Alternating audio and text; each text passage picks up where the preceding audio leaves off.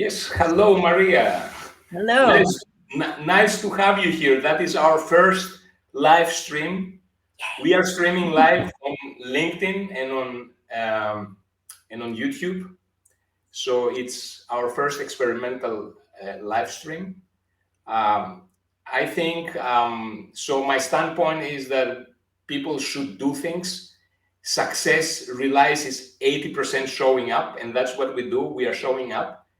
This live stream is going to have probably many mistakes from many aspects from our presentation and from technical point of view, but the intention is that we start so that we can improve.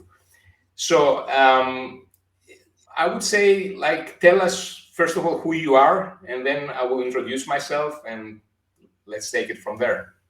Great. Thank you so much, Alex. And thank you for inviting me to do this. I thought it was a great idea. When you came up with this idea, the previous week, I had made the decision and put it in my goals that I was going to start doing LinkedIn Live. So, somebody heard me and got the Yes, message to you. maybe So thank you very much. the Yeah. universe had like we had a connection. So it was something that I had in my mind since months now, but work always pushed it and pushed Yeah. it, and I said there comes a point that I said, well, now I'm going to do it, whatever it takes, and I will start that because Yeah. otherwise we whoever seeks perfection never starts anything. No, exactly. And I think it was the kick in the pants I needed. So thank you very much. That was Yes, you great. are welcome. So I help leaders transition into their new roles, and that's basically through coaching and mentoring, training. I've been doing that for a year now. So previously, I had a whole life, 22 years in a corporate environment. I worked for Sotheby's, the auction house, and in 2020, I left them and decided I want to do something for myself, and moved to Spain from England and decided to open my own business. So that's where I am now. It's been a year. It's been a huge learning curve, but great, really interesting. I met loads of amazing people such as you, Yes. and I'm learning every day. And there you am. I'm doing new things also, such as LinkedIn Lives. So there we are. How do you feel having your own business after being 22 years in the corporate world? It's exciting, scary, and exciting.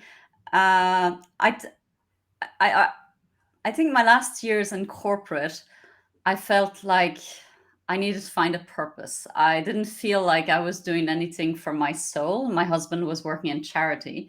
So I felt like he was the bright side and I was the dark side working for the money. Yeah. And I felt I wanted to do something that made me feel like I'm contributing to people personally, helping them really. And I felt like I was doing that in my job, to be fair. I loved my job, but I felt I could do more, and Mm. it would not just be all about the bottom line, the money, but more about the people, which is the side of my job that I enjoyed the most. So I thought by becoming my own boss, I get to choose who I work with, when I work, and where I work from. Hence the move to Barcelona. And I think this freedom gives also people the creativity Yes. to do their best. So for me, having experience, I had my own business in Greece. This business unfortunately collapsed. At some point, it died. And when I came to Barcelona, that was 10 years ago, I worked initially in some big corporations here, and I hated it. And the reason why I hated it because I felt very restricted on all the things that I had to do, not to say, the diplomacy, the politics Mm. within a bigger organization. So that was not me. I wasn't happy. So it's for me. It's you need to find what works for you, what suits you. So um, there are tough times where you say, oh, I wish I was an employee and I had this fixed salary every month. But at the end of the day, I don't regret a single moment being an entrepreneur or a freelancer. Yeah, definitely. I can empathize with the moments where in the last year and a half I've been thinking, have I made a terrible mistake? Can I do this? Is it something that you know that I'm going to manage to maintain. Hmm. You have those days, and I think it's about showing up consistently. It's about being consistent, building good habits, believing in yourself, because if you don't believe Absolutely. in you, nobody will. And just and as you said, taking action. I think that's the most important thing. It's taking action, doing things, going out, meeting people, connecting with people, speaking to people. If you just stay at home waiting for things to happen, it won't.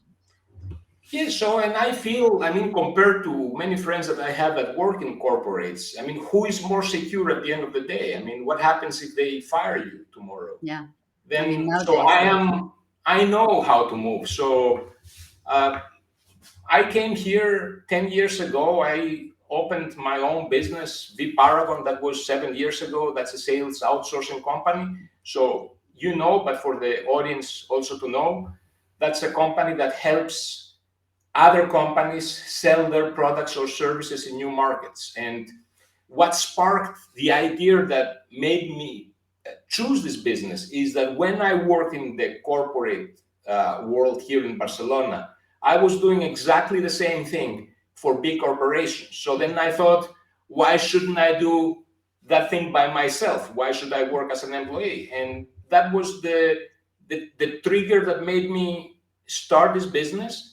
And I exist after 7 years, so that means something. That means that this business is successful. And yeah, it's a tough world. I was in this game before COVID happened. So when COVID happened and afterwards, like the world a little bit changed. So everybody went online and many companies discovered the new way to sell their products and services. But I had the luck, I can say the luck, to be Mm. in this game prior to them. COVID influenced the whole market in many ways. It influenced positively because more and more companies are finding this way to be the right way to go because they save money and they have a broader reach.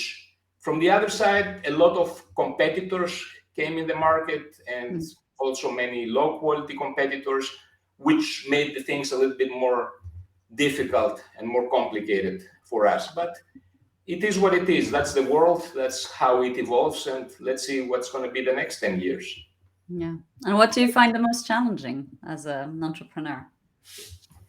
The, Let me say what I find the most challenging in this business that I am here in sales outsourcing for technology companies mainly.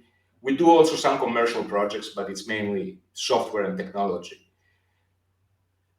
There are a variety of challenges. So the number one challenge is to be able to explain your message.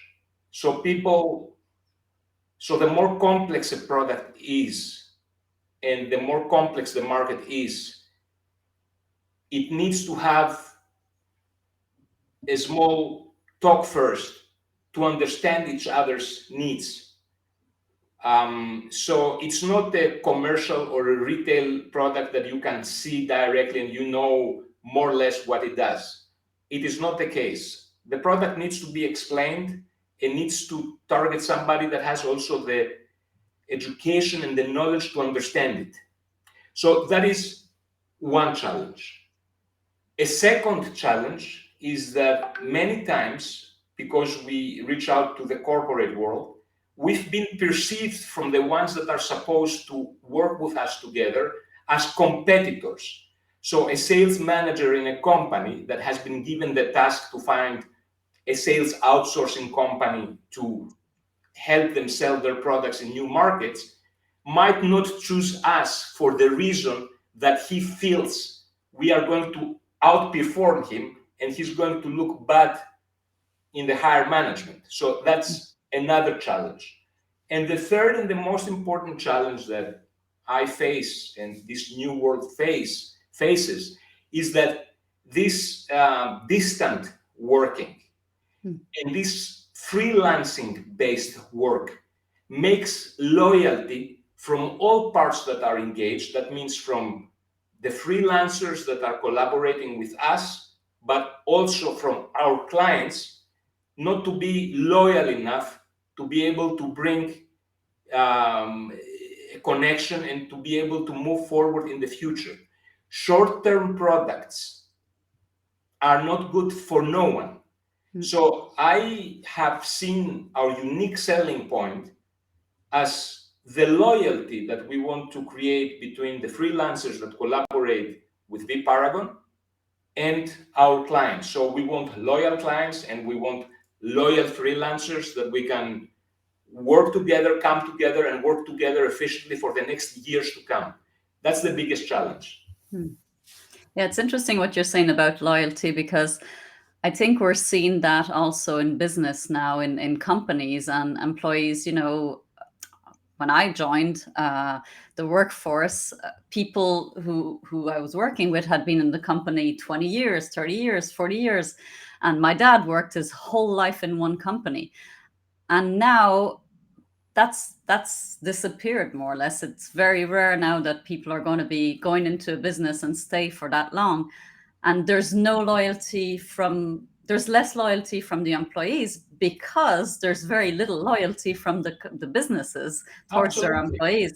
And that's something that drastically changed in the last, I want to say, 30 years, where there's been, all these mass layoffs that started in the 90s, and the way, people are very disposable now. Well, I think there's a whole new generation that's coming up and saying, well, who I'm loyal to? I'm loyal to myself. And I think they're probably not wrong, but it has definitely changed the dynamic we can see in business. Well, the loyal to somebody's self, everybody works for himself at the end of the day. So, uh, but again, to bring results, it's not something that happens within 32 days. No.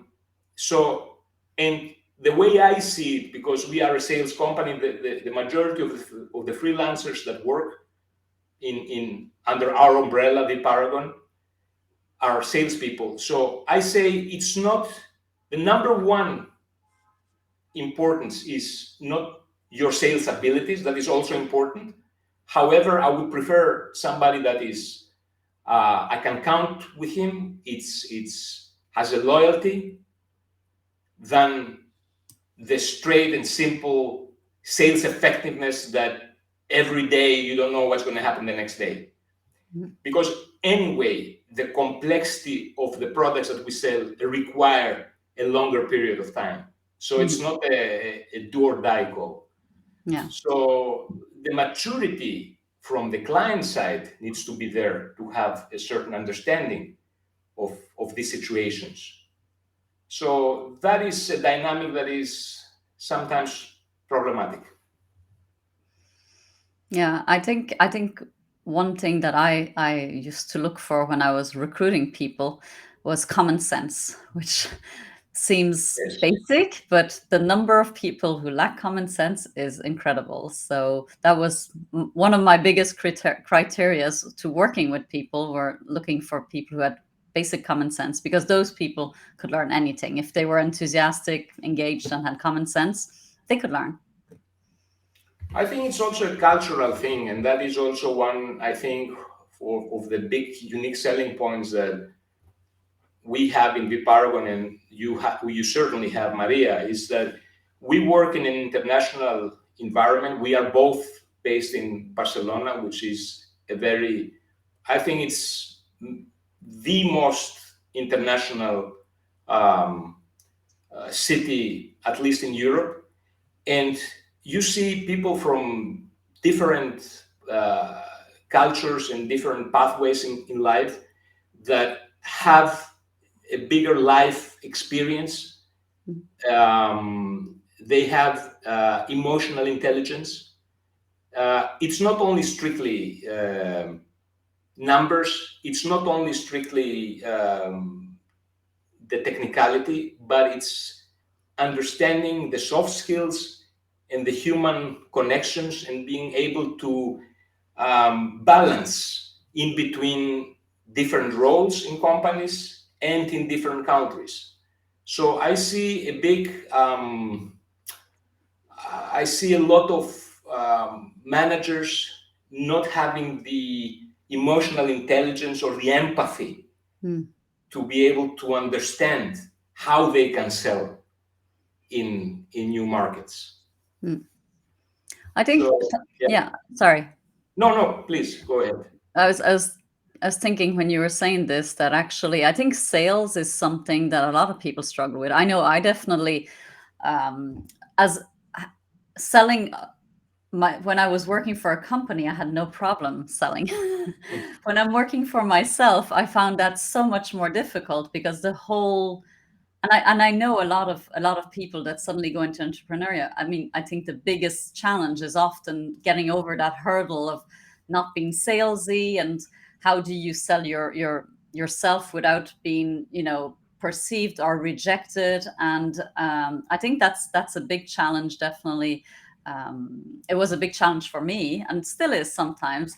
Yes. To how do you sell yourself? Because selling something that's not you is, it's okay, because if somebody says no, it's not personal. But when you're selling yourself, it feels very personal, even though it isn't, and you should distance, step back from it. But it is difficult, and I think that's definitely was a challenge for me to get to the point where I feel comfortable picking up my phone and having a conversation with somebody. And the way I got over it was really, it's switching your mindset. It's like you're not trying to sell something, you're offering a service that's going to help somebody else. So you have a solution, they need it. If they don't need it, well, that's fine. You're there to help. You're not there to try and give them something they don't want. And I think it's I don't know if it's a muscle that you develop. And Alex, you have so much more experience here that you're probably going to tell me, but it's definitely something that you need to practice. I can certainly give you my opinion on that, and I will. It's a very deep topic, so we can discuss for that for the next hours to come. Yeah, For so the next maybe not. So let me go on some punchlines. So the number one is you have to differentiate. So when I started selling, the biggest challenge was the challenge that you mentioned, and how do you overcome that? So I overcame that by creating a different persona of me. That was the Alex with a different name, a similar one, but different. And that was the sales guy, which had nothing to do with me as a person. But if you meditate and you learn to separate your observing mind from your thinking mind and your emotional mind, then this observing mind is going to be in the back, and in the front, the sales is going to do your thinking mind. So in that way, your real you, your observing mind is not going to be involved in the sales process. Yeah, that's interesting. I never heard that. So that's a really interesting approach, like being another, playing a role, basically.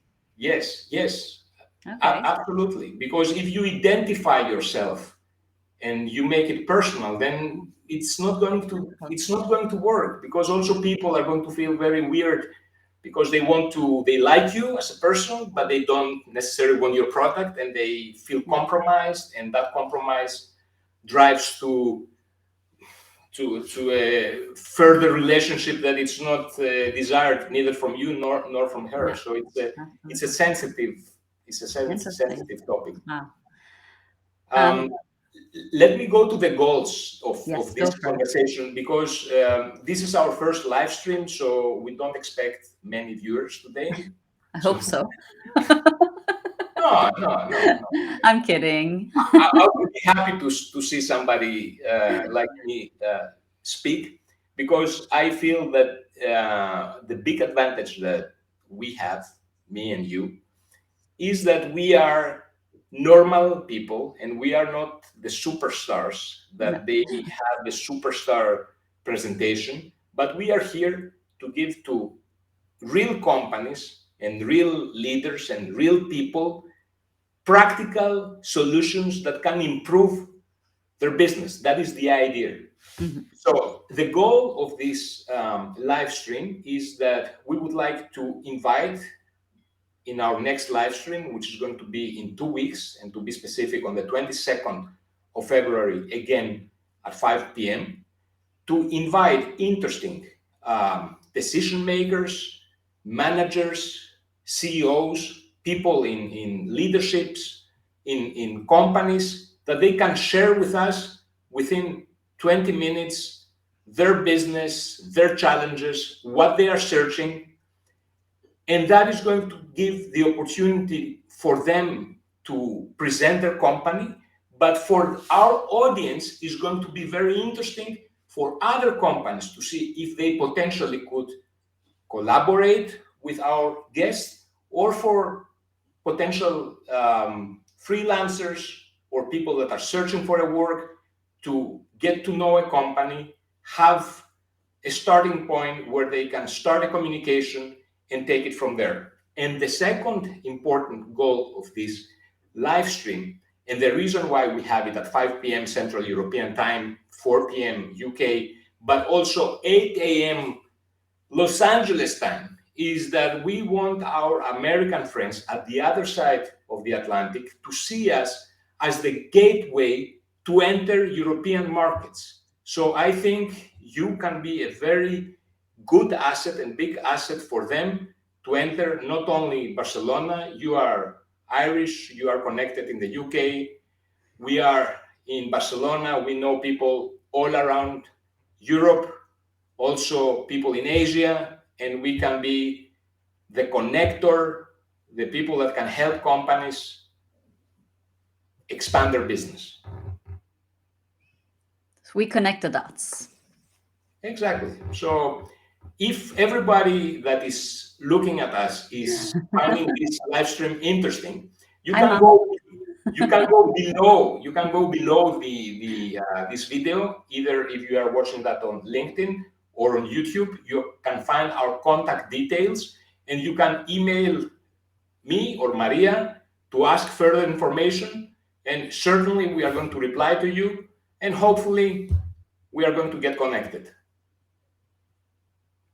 Great. I think it's exciting. We'll see what comes out of it. That's fantastic.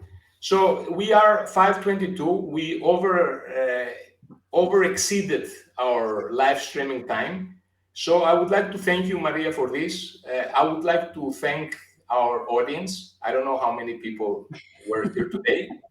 And certainly we are going to be in 2 weeks here with a guest.